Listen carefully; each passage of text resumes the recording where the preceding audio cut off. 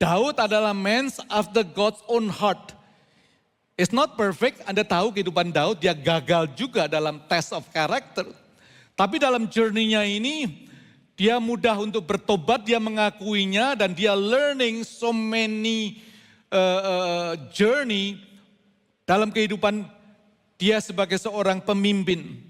Tapi Anda melihat di sini satu yang begitu besar sekali, the purpose of waiting. Kalau Anda mengizinkan let God go and work in His time, Anda harus tahu seringkali jamnya Tuhan atau jamnya manusia. What is the purpose of waiting yang Tuhan izinkan dalam kehidupan Anda dan saya?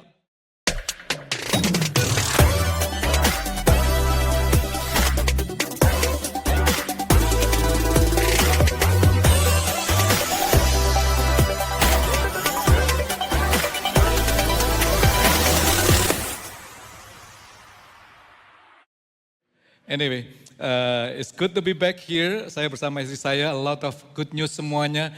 Thank you Pastor Andi yang ngelit di Sarbini ini secara luar biasa. A lot of things happening bersama-sama dan kita dengarkan bagaimana pernikahan Andi sama Steny yang kita tunggu-tunggu di dalam marriage conference bulan depan. Kita akan tanya rahasia-rahasia tentang kehidupan, tentang love, tentang seks, tentang gimana mereka berapa kali dan sebagainya. Anyway itu ya, maksudnya berapa kali date-nya, jangan salah ngerti ya.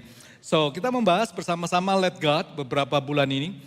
Kita telah membahas dalam 1 Samuel 23 sampai 26 ini, Let God guide your decision. Kita membicarakan konsultasi sebelum aksi, ini sangat penting sekali untuk kita belajar untuk pause sejenak, untuk kita belajar untuk pray dan melihat proses semuanya. And then mengizinkan menyerahkan semua hak yang mungkin kita benar dan kita ingin balas, tapi kita let God be your judge. Biarlah Tuhan boleh menjadi hakim Anda. Dan minggu yang lalu kita mengizinkan let God go before you. Tunggu deh dia bergerak ya, bahwa waktunya akan tiba. Nah, pas 1 Samuel 23 sampai 26 ini memberikan frame yang sebenarnya cukup dalam sekali. Kalau kita renungkan ya, pasal 23 tentang decision. Kita diajar untuk belajar bertanya. In every decision always ask gitu ya. And then kalau kita membicarakan tentang kebenaran justice, belajar untuk menyerahkan hak-hak Anda, hak-hak saya kepada Dia. Lalu kita minggu yang lalu diajak untuk melihat bahwa sebenarnya Tuhan menyiapkan semua yang kita butuhkan. God's providence. When you let God go before you. Dan hari ini kita akan membahas let God work in His time, timing. Belajar untuk menunggu, let God work in His time. Let God work in His time. Bapak Surgawi, aku berdoa, biarlah kami boleh mengakhiri seri Let God ini, mengizinkan let God be God dalam kehidupan kami, sehingga kami tidak ambil alih perananmu dalam kehidupan kami. Bless every one of us yang ada di tempat ini maupun di rumah dimanapun mereka berada. Biarlah firman-Mu boleh memberikan kehidupan bagi kami semuanya. Di dalam nama Tuhan Yesus Kristus, amin. Seorang missionary yang bernama Helen Rose Ferry. Helen Rose Ferry ini melayani di rumah sakit misi di Kongo. Suatu malam seorang ibu meninggal di tempat itu dan ketika melahirkan ibunya meninggal dan dia meninggalkan bayi yang sangat premature, hidup. Namun sayangnya Helen mengetahui bahwa di rumah sakit itu tidak ada inkubator. Jadi satu-satunya cara untuk memberikan kehidupan dengan bayi ini adalah dengan botol air panas. Mereka mencoba untuk mencari satu-satunya botol yang tersisa, tetapi botol itu tiba-tiba pecah. Helen tahu malam itu bayi itu tidak akan selamat tanpa kehangatan. She knew it. Lalu ia mengumpulkan anak-anak yatim piatu di sekitar rumah sakit dan mengajak mereka berdoa. Salah satu anak perempuan berusia 10 tahun, dia berdoa dengan penuh iman. Doanya begini, Tuhan, tolong kirimkan kami botol air panas hari ini. Besok sudah terlambat. Dan tolong juga kirimkan boneka untuk anak kecil itu supaya dia tahu bahwa Engkau mengasihi dia. Helen dalam hati kecilnya, gak mungkinlah doa ini, doa namanya doa anak-anak. Rasanya mustahil. Tidak mungkin kiriman dari Inggris yang biasa satu-satunya bisa tiba di hutan di Afrika Kongo sendiri. Namun sesuatu terjadi, sore harinya sebuah paket besar datang dari Inggris. Pertama kali dalam 5 bulan terakhir. Ketika anak-anak membukanya, mereka menemukan pakaian, perban, obat-obatan, dan di bagian bawah kotak tersebut sebuah botol air panas baru. Selain itu mereka juga menemukan sebuah boneka kecil. Ternyata kiriman itu telah dikirim 5 bulan sebelumnya. Jauh sebelum bayi itu lahir. Sebelum botol lama pecah. Dan bahkan sebelum doa itu sendiri. Allowing God to work in this time. Kita menyadari the battle of time. Peperangan dari waktu sendiri yang Anda dan saya yang hidup di kota besar ini, everything is time, time is money. There's a battle yang luar biasa. Pernah nggak kita berpikir ya, kita memikirkan ini kok situasinya sama terus, orangnya sama terus. Kapan ini akan berakhir sih? Kita ngadepin peristiwa yang sama terus. 1 Samuel 26 ini meletihkan mungkin untuk Daud sendiri. Saul mengejar lagi gitu dalam ayat 1 sampai ayat 2. Dan kita melihat this battle is very crucial. Peperangan waktu. Dan saya seringkali katakan gimana kita bisa melihat jamnya manusia melawan jamnya Tuhan. The man's clock and God's clock. Kalau kita mengizinkan let God work in His time, setiap kita akan diperhadapkan jamnya manusia dan jamnya Tuhan sendiri.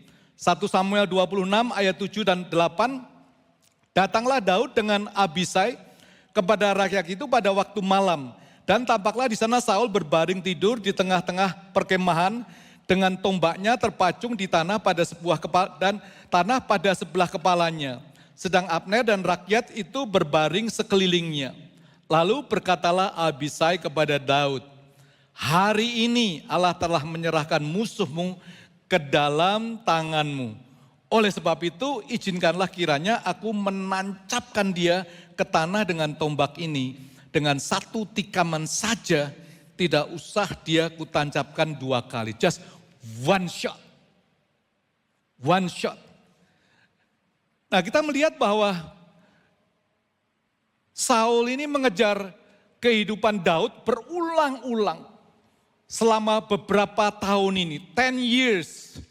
Dan pada waktu mereka melihat Saul tertidur, ajudannya juga lengah, tombaknya di sebelah Saul.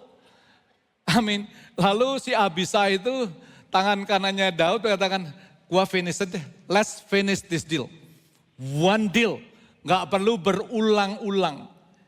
Nah, kita menyadari bahwa jam manusia, saya katakan kita sedikit mengulangi, ini udah menjadi expert sebenarnya dalam setiap jemaat IFGF.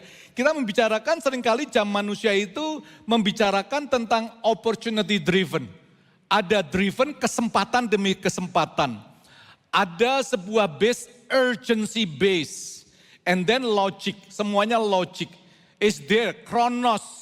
Kronos ini waktu yang terukur ya guys. Waktunya bisa terukur kronologis. Waktunya bisa kita hitung dan kita bisa prediksi. Today hari Minggu jam 9.50 kita membicarakan kronos.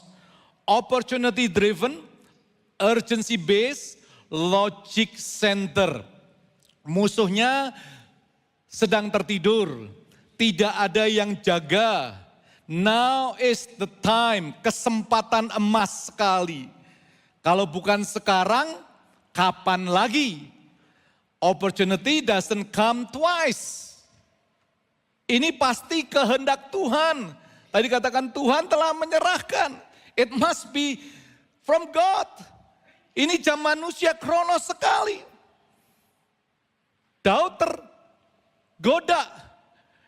Dia teruji. Dia mengalami a moment di mana dia perlu melihat jamnya manusia atau dia mengizinkan jamnya Tuhan di dalam perjalanan daripada dia sendiri. Jam manusia seringkali based on circumstances and not character. Many times. Mungkin Anda juga ngalami, wah udah umur segini nih waktunya gua udah menikah. It's a chronos time gitu ya. Udah siapa aja deh gua sabat gitu ya. Gua udah kerja mati-matian, yang lain udah dapat promosi. Ini ada kesempatan, pokoknya ini kelihatannya waktu daripada Tuhan deh. Kita sabat, itu based on the circumstances. Tanpa melihat daripada karakter daripada pribadi journey kita masing-masing. Itu jamnya manusia. Tapi kalau kita ngelihat jamnya Tuhan, ada sesuatu yang Daud tiba-tiba teringat peristiwa satu pasal sebelumnya. Pada waktu dia sedang emosi, pada waktu dia mau mengerjakan, nggak cuman emosinya biasa, Anda tahu minggu yang lalu dia udah kesel. Pokoknya gua hajar deh, satu kota akan habis. Tapi dia dipertemukan oleh Abigail yang melatih Daud, kamu kan seorang pemimpin. Jangan sampai engkau memimpin dengan dengan tangan yang berdarah. Let God go before you. So Daud dihadapkan peristiwa pada pasal 24, lalu dia ingat. And then dia mengatakan sesuatu yang luar biasa. Tetapi kata Daud kepada Abisai, jangan musnahkan dia, sebab siapakah yang dapat menjamah orang yang diurapi Tuhan dan bebas dari hukuman. Lalu kata Daud, demi Tuhan yang hidup, niscaya Tuhan akan membunuh dia. Entah karena sampai ajalnya dan ia mati, entah karena ia pergi berperang dan hilang lenyap di sana. Kiranya Tuhan menjauhkan daripadaku untuk menjamah orang yang diurapi Tuhan. Ambillah sekarang tombak yang ada di sebelah kepalanya dan kendi itu, dan marilah kita pergi. Wow, kesempatannya nggak datang lagi. Daud sudah tahu bahwa dia akan menjadi raja. This is the moment. Tapi jamnya Tuhan ini udah melekat dalam otak daripada Daud. Dia tahu persis.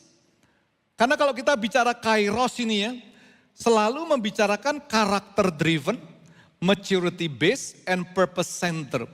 So Anda harus belajar dua hal ini, jam manusia atau jamnya Tuhan. Next slide.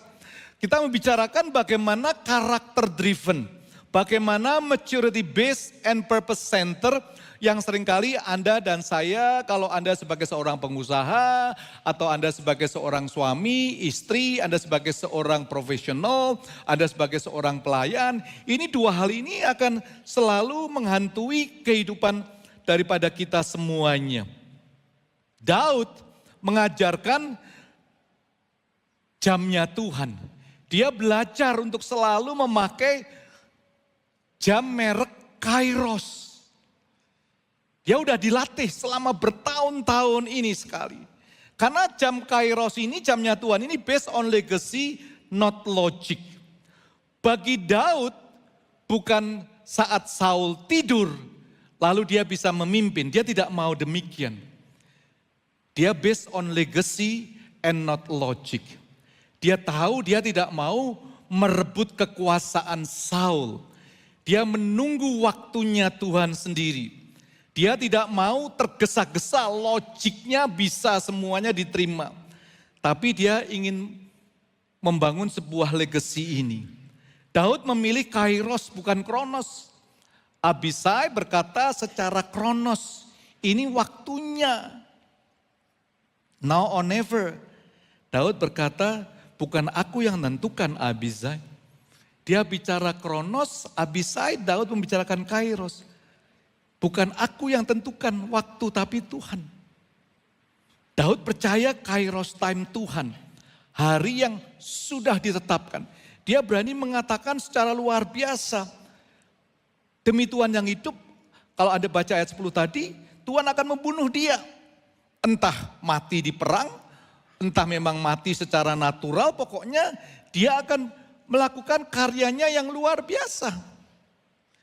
So jemaat IFJF kita harus mengerti ya, untuk percaya kepada Tuhan, waktunya Tuhan, Kita perlu hati yang berdamai dengan tidak mengetahui cara tapi percaya Tuhan akan bekerja. Gua nggak tahu caranya gimana, but He will work. Ini jam kairos yang harus kita latih di dalam journey daripada setiap kita semuanya. Time by time, by time, by time, by time. Kairosnya Tuhan selalu menyertai Anda sih. Selalu ada orang-orang yang Tuhan izinkan atau peristiwa demi peristiwa yang seperti tadi Helen ya, kelihatannya kebetulan. Tapi yang tampak seperti kebetulan seringkali adalah rencana Tuhan yang sangat teliti. Kebetulan ya, tapi sebenarnya itu rencana Tuhan yang sangat teliti sekali. Anda telah mendengar waktu 10 tahun kita harus menunggu untuk mendapatkan stesi, banyak cara kita sudah lakukan. Tapi kita nggak ngerti cara Tuhan gimana. Dokter mengatakan nggak mungkin kita bisa punya anak itu ya. Lalu sudah coba segala hal gagal. Ya kan, mau adopsi gagal. Kakak saya mau dikasih kepada kami premature meninggal itu ya. Jadi banyak cara. Tapi pada waktu cara yang simple, yang tidak dikenali gitu ya. Tiba-tiba istri saya hamil, saya juga terkejut itu ya. Setelah 10 tahun udah menyerah deh, udah menyerah rasanya. Ya udahlah, memang mungkin sudah menjadi bagian kita nggak punya anak, ya udah kita punya banyak anak rohani aja lah gitu ya. Tapi saya nggak bisa lupakan pada waktu lawatan Tuhan terjadi di seluruh dunia, kami didoakan pulang tiba-tiba biasa-biasa saja istri saya mengatakan, Hani aku positif. Saya masih nggak sejak kapan kamu negatif, memang kamu positif itu ya. Lalu dikatakan enggak aku hamil, nggak mungkin. Rasanya nggak mungkin itu ya. Rasanya impossible. Tapi ya kita nggak berani ngomong kan kepada orang. Ini kronos atau kairos. Kronosnya 9 bulan dia harus mengandung. Kairosnya kita nggak tahu akan jadi atau tidak. Saya nggak bisa lupakan 9 bulan itu penantian yang nggak mudah ya kan. Saya ngomong kepada teman-teman leadership saya, tolong doakan kami ya, istri saya hamil tapi nggak usah ngomong siapa-siapa deh untuk kita ya. Kaget. Lalu leader saya ngomong kepada para volunteernya itu, doakan ya Pastor Jimmy hamil, maksudnya istrinya Pastor Jimmy yang hamil itu ya. Lalu jangan ngomong siapa-siapa ya. Seluruh jemaat dikasih tahu istri Pastor Jimmy hamil, tapi jangan ngomong siapa-siapa ya. Gitu. Jadi don't tell me drama di gereja lah, gue udah kenyang dengan drama di gereja. Amin. Udahlah jangan pura-pura kalau hari Minggu mengangkat tangan. Sebelumnya gampar tangan gitu ya. Kita nggak usah drama. So semuanya udah tahu sampai kairos Tuhan berikan seorang putri itu miracle. Udah hampir 30 tahun nih. Stacy umur 30 tahun. Tapi kadang-kadang waktu 3 tahun yang lalu dia menikah. Itu imajinasi bisa, waduh. Gua bisa punya cucu enggak? Kalau nunggu cucu saya 10 tahun lagi, saya hitung-hitung nih, waduh. Jangan-jangan gua nggak kuat gendong cucu saya, itu kan ya. Maka itu saya olahraga sepeda terus sama Pastor Gigi itu ya. Supaya kuat. Dan ternyata miracle. Nggak ada tuh. Waktu Stacy setelah married 3 tahun dapat anak, wah saya senangnya sekali. Saya nggak ngomong berapa anak. Dia udah ngomong, saya kepingin mengalahkan Pastor Daniel. Kalau bisa anaknya lebih daripada 4. Ini buatan saya, versi saya, alright. So ingat nih, ya, untuk percaya waktu Tuhan kita perlu punya hati yang berdamai dengan tidak mengetahui cara, tapi percaya Tuhan akan bekerja. Kadang-kadang ada tujuan pada waktu waiting itu sendiri. Pada waktu waiting itu ada proses yang Tuhan ingin lakukan dalam kehidupan Anda dan saya. The purpose Tuhan izinkan menunggu itu to honor God's sovereignty. Untuk menghormati kedaulatan Tuhan. 1 Samuel 26:9, sebab siapakah yang dapat menjamah orang yang diurapi Tuhan dan bebas dari hukuman. Daud menghormati otoritas, dia tidak mau merebut kekuasaan dengan paksa. He just wait, dia menunggu to honor, untuk menghormati kedaulatan Tuhan itu sendiri. He just wait. The purpose of waiting selain honor God adalah to test karakter seringkali. Karakter kita diuji. Ayat 12 dikatakan, tidak ada yang melihatnya, tidak ada yang mengetahuinya. Tidak ada yang terbangun sebab sekaliannya tidur. Karena Tuhan membuat mereka tidur nyenyak. Ini yang paling sulit seringkali. The test of character bagi saya adalah ultimate test daripada setiap kita semuanya. Ini tes yang sangat tinggi sekali. When nobody else see what you do, ini menentukan daripada kehidupan kedewasaan Anda dan saya. Ujian karakter tertinggi, alone. Gak ada yang lihat, Daud dan Tuhan doang. Tidak ada yang lihat. It's a test of character yang luar biasa sekali. When you are alone, pada waktu Anda sendiri. Pada waktu Anda menjalankan bisnis traveling sendiri. Waktu Anda pelayanan mungkin dan tidur di hotel sendiri. Pada waktu Anda deal bisnis, Anda diperhadapkan dengan tantangan. Apakah Anda akan bribe atau tidak. Anda mengikuti gamenya mereka atau tidak. When you are alone. The proses seringkali kita mengalami challenge ini. Padahal Tuhan mau kita mengerti bahwa karakter must proceed position sebenarnya. Integrity must proceed influence. Humility proceed authority. Nah, perlu kita kenali nih. Karena saya percaya bahwa jemaat IFJF ini Tuhan khususkan untuk menjadi berkat bagi banyak orang. It's not just be the church atau going to church. Tapi Allah punya tujuan yang luar biasa.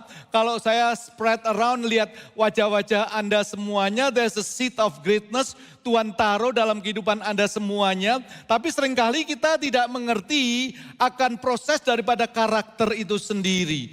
What will you do when you are alone? Pada waktu Anda sendirian itu. Saya punya sahabat seorang pengusaha ya. Ini years ago lah sebelum dia menjadi apa-apa itu ya. Dia dalam perjalanan ke Thailand itu ya, lalu dijemput dengan teman rekan bisnis yang mau dia bisnis bareng-bareng. Jemputnya nggak tanggung-tanggung, disebut dengan mobil limosin itu ya. Lalu ada PA-nya seorang wanita cantik. Ini true story ya. Dan lalu ketemu semuanya, wanita itu mendampingin terus itu ya.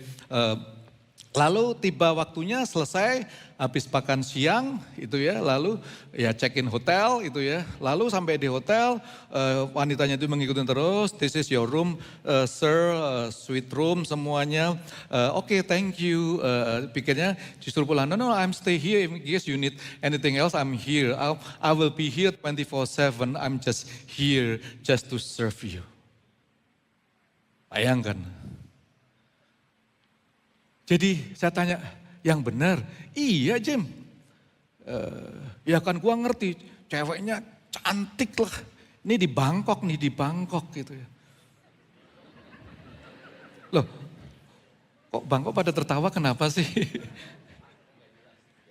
Hah? Oh cewek, bukan bencong, ini cewek lah ya. Ini durianmu saking bener tuh bro, itu ya. Bukan palsu itu ya. Jadi ini cewek bener itu. Masa dikasih bencong bisa berabe, ini orang-orang terkenal semuanya kan. Jadi dia renungkan, lalu dia gak pedulin, stay gak. Lalu dia telepon partnernya, why you allow this PA in my room? I'm done gitu. Lalu dikatakan, hey, she stay there. It's just for you to take care of you while you are in Bangkok. alone. Bum, bum, bum, bum, bum, bum, bum, bum, bum. L, T, T, T, T, T, O, F, I. What will you do? Saya sih belum pernah ngalami begitu. Tapi kalau saya, hanya Tuhan yang tahu. Bisa kuat, bisa enggak kan? Halo? Berapa banyak yang, Pastor Jimmy. Yang laki, saya ngomong laki, yang perempuan tutup mata. Saya pasti kuat, angkat tangan. Gak ada angkat tangan, ya ampun. Gak tahu. It's there. This is a culture in marketplace, it's a business, it's normal.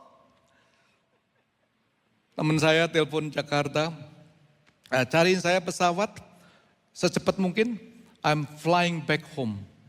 I'm flying back home. Pinter atau bodoh ini?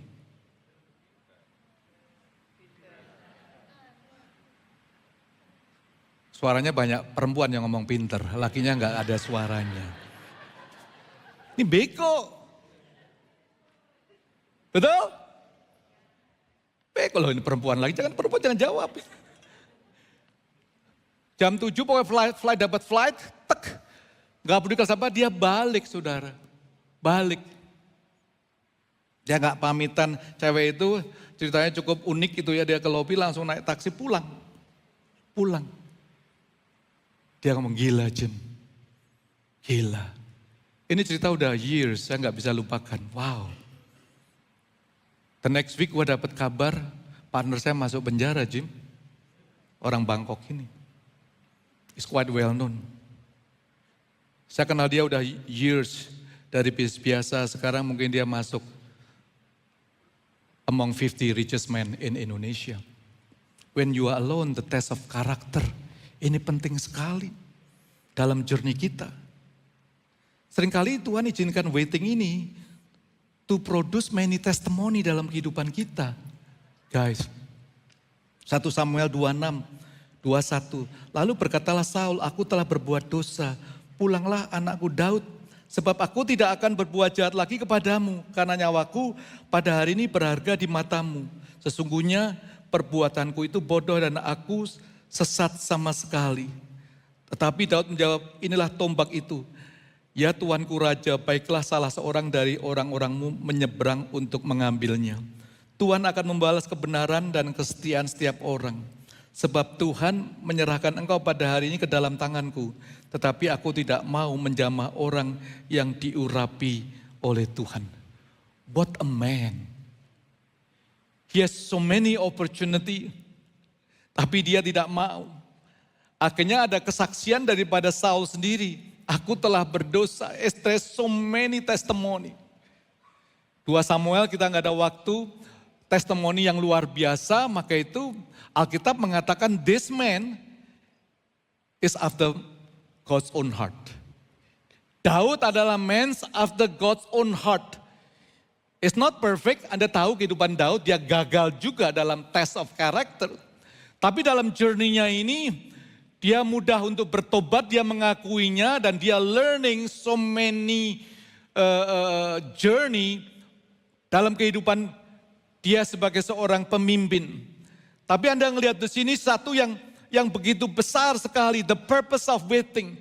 Kalau Anda mengizinkan let God go and work in His time, Anda harus tahu seringkali jamnya Tuhan atau jamnya manusia. What is the purpose of waiting yang Tuhan izinkan dalam kehidupan Anda dan saya? Bagi saya, waiting is God's workshop for maturity.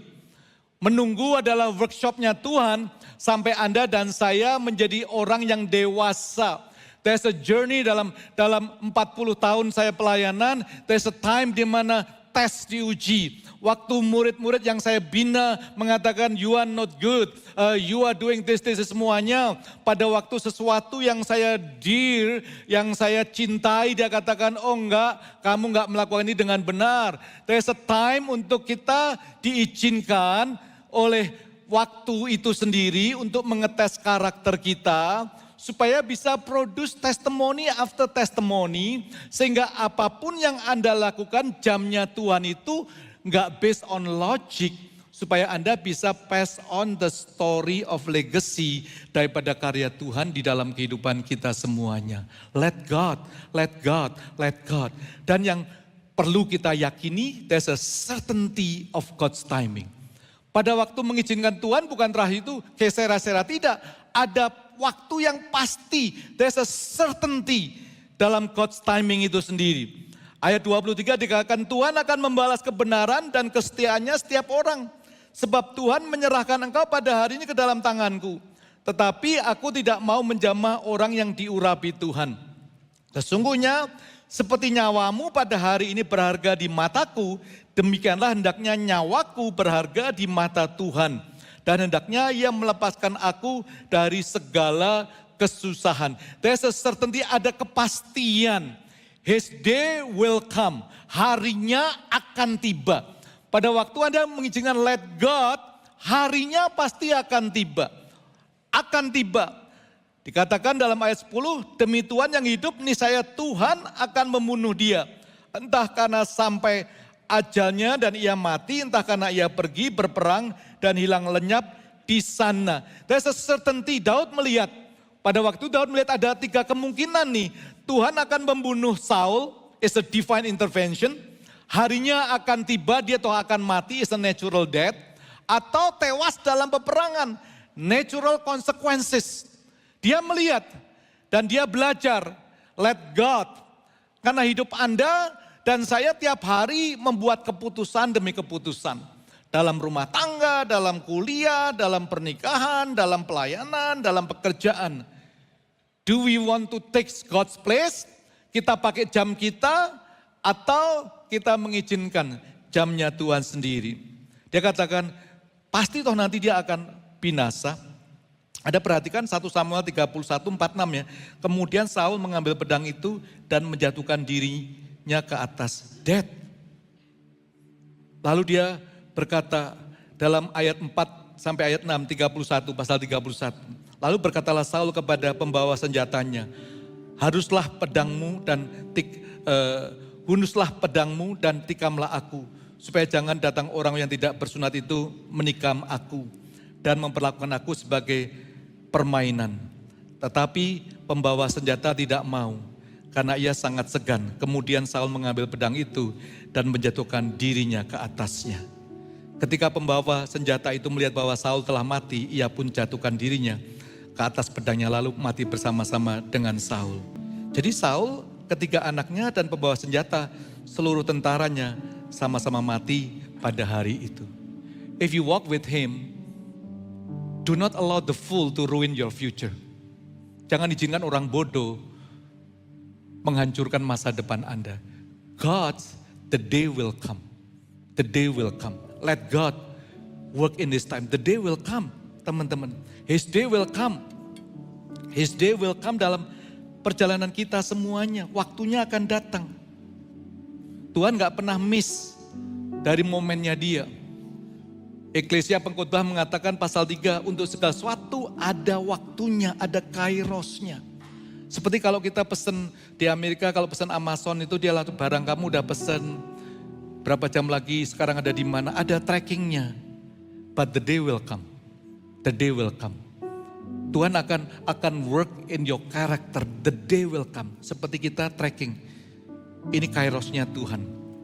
Pasti akan datang, cuman gak tahu caranya gimana. His justice will prevail. Tuhan akan membalas kebenaran dan kesetiaan setiap orang. Sebab Tuhan menyerahkan engkau pada hari ini ke dalam tanganku. His justice will prevail. Tuhan yang akan membalas. Daud sedang dikejar tanpa alasan, difitnah sebagai pemberontak, disolimi raja yang gila. Saul wrong, Daud right. Tapi saat itu gak ada pengadilan. Ayat 23, Daud menyerahkan all the justice di pengadilan Tuhan. Seringkali Tuhan reward the righteousness, judge the wickedness. Izinkan. Saya belajar dalam hidup saya, dalam partner apapun juga, dalam bisnis. Kalau ada dispute, biasanya saya katakan, you make a decision, whatever you decide. I will not make decision. Walaupun saya mungkin majority. So you learn, you izinkan karena hidup kita tidak tentukan. Berkat kita tidak datang dari manusia. Supaya masing-masing bisa walk out dengan peaceful dalam journey kita. The certainty of His time. His deliverance will happen. Pembebasannya akan terjadi. Ayat 24. Dan sesungguhnya seperti nyawamu pada hari ini berharga di mataku, demikian hendaknya nyawaku berharga di mata Tuhan. Dan hendaknya Ia melepaskan aku dari segala kesusahan. Jadi Daud mengatakan nyawamu berharga bagiku. Ini udah raja gila, tapi dia masih bilang nyawamu berharga bagiku. Karena nyawaku berharga di hadapan Tuhan. Jadi nyawa Anda itu lebih berharga daripada semuanya itu. It's okay. Dia mengatakan ia melepaskan aku dari kesesakan. Kenapa dia bisa begitu? Karena dia belajar bersama Tuhan. Lepas dari Goliat, lepas daripada tombak Saul, dapat nasihat dari seorang wanita Abigail. Again and again. Listen, Tuhan itu dekat kepada orang-orang yang patah hati dan Ia menyelamatkan orang yang remuk jiwanya. When you are broken, pada waktu Anda diperlakukan yang tidak adil, Anda ngelihat Anda benar itu ya. Pesan saya, jangan lihat Kronos terus. Watch the Kairos. Watch. Karena Tuhan working secara teliti dalam kehidupan Anda dan saya. They that wait upon the Lord, Yesaya 40, they shall be renewed. Wait on His timing. Wait with the purpose. Uncertainty itu sendiri. Tunggu. Dia pasti melakukan perkara yang ajaib dalam kehidupan kita. So pagi hari ini, let God mengakhiri seri kita. Let God. When you make decision. Pada waktu Anda di Solomi. Waktu Anda kerajaan aku harus bergerak. And then you izinkan the kairos Tuhan. Let God. Jika perjalanan Daud membawanya pada satu pemahaman bahwa hidupnya berharga di mata Tuhan. Dan bahwa ia selalu ada di tangan yang baik ketika ia membiarkan Tuhan bekerja karena Tuhan tak pernah meninggalkannya. Maka setiap langkah penantian itu layak dijalani. Amin. Yuk kita bangkit berdiri bersama-sama.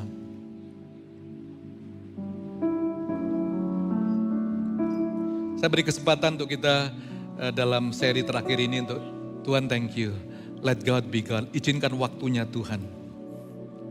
Waktu Tuhan pasti yang terbaik.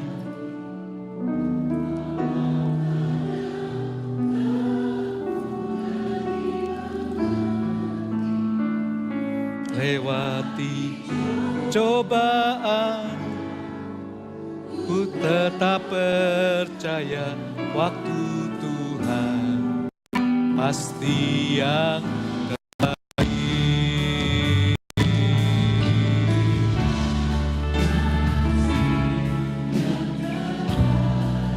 Amin. Tak mudah dimengerti lewati cobaan, ku tetap percaya.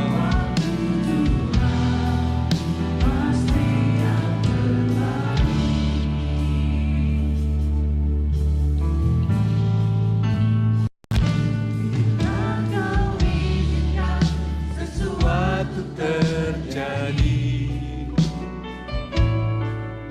Ku percaya semua untuk kebaikanku. Bila nanti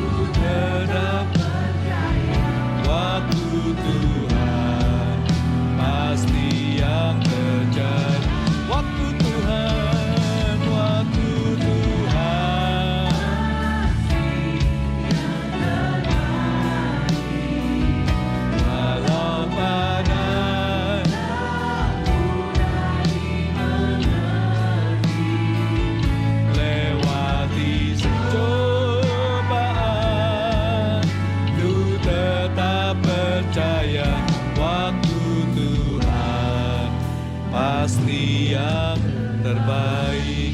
Bapa Surgawi, aku berdoa untuk setiap kami semua jemaat-Mu yang di Balai Sarbini maupun yang di rumah ya Tuhan. Tuhan, aku berdoa untuk perjalanan setiap kami anak-anak-Mu. Saya merasa begitu banyak daripada Anda perlu membuat keputusan demi keputusan. Hari ini kita belajar let God work in His time. Kita diajarkan untuk selalu memakai jam bermerek Kairos. Yes, secara logik kita perlu berpikir, tapi kita mengizinkan the maturity of God bekerja dalam setiap keputusan demi keputusan. Waktu Anda diperlakukan yang tidak benar. Oh, hidup ini nggak mudah. Kadang-kadang now or never. But you know it today.